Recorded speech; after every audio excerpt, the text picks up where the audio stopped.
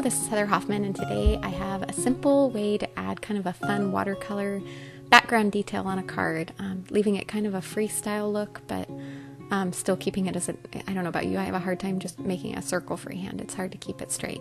So I'm starting off, I just have a circle that I die cut from a panel cardstock. I just saved the negative to use as a stencil, and I'm carefully penciling it in. You could also use the bottom of a cup or a bowl or something that's just the right size, and just really softly draw that onto a piece of watercolor paper with a pencil.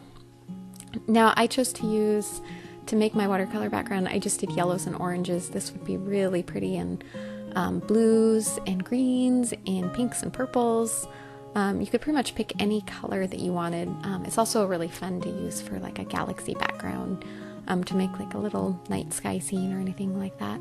But what I'm just doing is going around and using that circle that I drew on with the pencil kind of as a guideline. I am kind of going over it a little bit and inside, and I'm just kind of building up my color. I started with the yellow I wanted to use, and I made it deeper on the outside edges, and then kind of thinned it down with some water, and then you can see I'm adding water on just to kind of help it all flow and mesh together. And then I went into an orange, and now I'm going into an even deeper orange. And as I go around, I just quickly hit the outline of the circle, just kind of using my pencil line as a guide. And then I'll come in with more water and kind of blend it in towards the center once I've gotten all the way around the edges. And you just keep building up color until you're kind of happy with the way it looks. And see, I dripped a little bit in the middle there, so I just added some water to kind of blend it out and soften it. And at this point I wanted to go a little deeper with my color, so I came in with a little more yellow in the middle.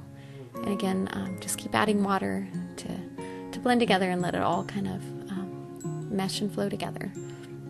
Once I finish all of this color and get it to where I'm happy and I like it, I'm going to set it aside to air dry. You can use a heat tool to speed up the setting up, but I really do like the way it dries on its own naturally. So if you have time, I definitely recommend doing that. And before you get to the next step, you want to make sure it's really, really, really thoroughly dry, because I'm going to come in really gently with an eraser to erase what little you can still see of the pencil line. So make sure it's nice and dry, otherwise you'll peel up your cardstock and ruin the whole thing that you just worked on. So there we go, I'm happy with it now. I'm going to set it aside to dry.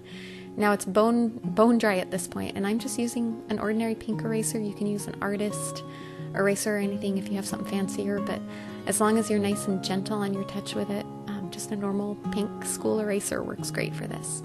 And for the most part, you can't really even see that pencil line much. I went over it a little with my watercolor, but just to make sure it's completely gone, I like to go in with an eraser and just soften it out a little bit. Now I'm using a super cute stamp set called One Crazy Bird. It's got the funniest little bird on it, and I am going to just use that circle kind of as a focal point for the card, and I'm stamping the image and sentiment slightly overlapping off the sides of it. I'm using just black Versamark ink. This is watercolor paper, so I really like to use my Misty to be able to stamp it multiple times to get a nice dark impression.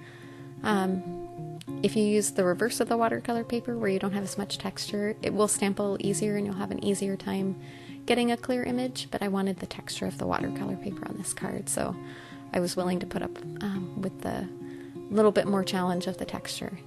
And then as one finishing touch on this, a lot of the bird stamps that have the big adorable eyes like this, I like to, as a final finishing touch, just add a good coat of glossy accents over the eyeballs. It just makes them pop and shine a little bit when it dries, and I love the added little bit of detail that it gives without too much extra effort, and it just makes those eyes pop out a little more than they already do.